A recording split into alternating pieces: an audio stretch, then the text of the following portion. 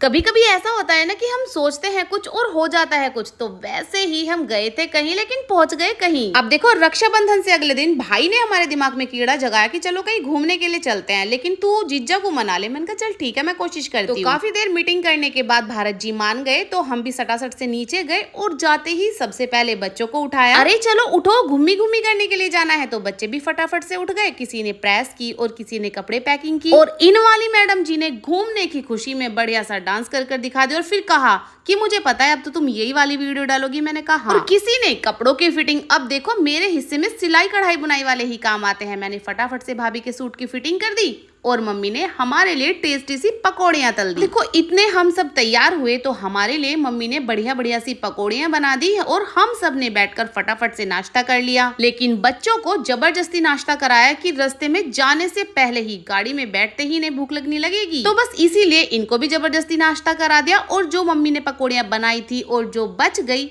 भाभी ने और मैंने वो डब्बे में पैक कर ली ताकि बच्चे रास्ते में खा सके। और बस अब इधर भारत जी और हम सब जाने के लिए तैयार थे। फटाफट से सब अपनी अपनी गाड़ियों में बैठ गए, क्योंकि हम थे ही इतने सारे, तो हमारा 2 गाड़ियों से काम चला। बस खाटू श्याम जी के साथ बैठकर अपनी शुभ यात्रा शुरू कर दी। अब देखो, यहाँ पर टैक्स पे करने के बाद इन हरे भरे सुंदर से नजारों को देखते हुए हम आगे बढ़ गए। और जब इस खूबसूरत से डैम पर पहुंचे तो पता चला कि यहाँ से रास्ता बंद है, हम आगे नहीं जा सकते। और देखो, हमें जाना था सिद्धबली कोट द्वार। अब यहाँ का रास्ता बंद था तो आगे भी नहीं जा सकते थे। और इस डैम से जो रास्ता होकर जाता है उसको बंद होने की वजह ये थी कि आगे गाँव में बाढ़ आई हुई है, तो ये रास्ता परमानेंटली 2-3 दिन के लिए बंद था। इस चीज को देखकर सुनकर दिमाग तो बहुत खराब हुआ, लेकिन हमारी मस्ती नहीं रुकनी चाहिए। अब देखो, वैसे तो इस डैम पर भी नजारे कम खूबसूरत नहीं थे, तो सोचा क्यों ना इनका ही आनंद ले लिया जाए और अपने कैमरे में इस पल को कैद कर लिया जाए। क्योंकि देखो, जहां हमें पहुंचना था वहां तो हम पहुंच नहीं पाए, तो हमने सोचा कि उस पल की वजह से इस पल को क्यों खराब करना, इसको खूब इंजॉय करते हैं। और अब इसको इंजॉय करते हुए चल भव्य, कुछ इस तरह से कर,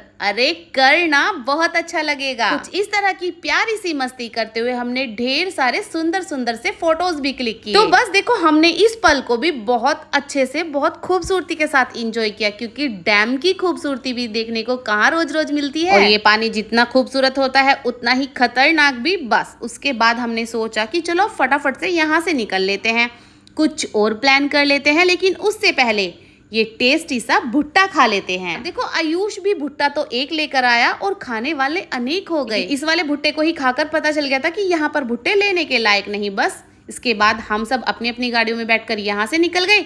इसके बाद हमने कहाँ का टूर प्लान किया आगे बताएंगे।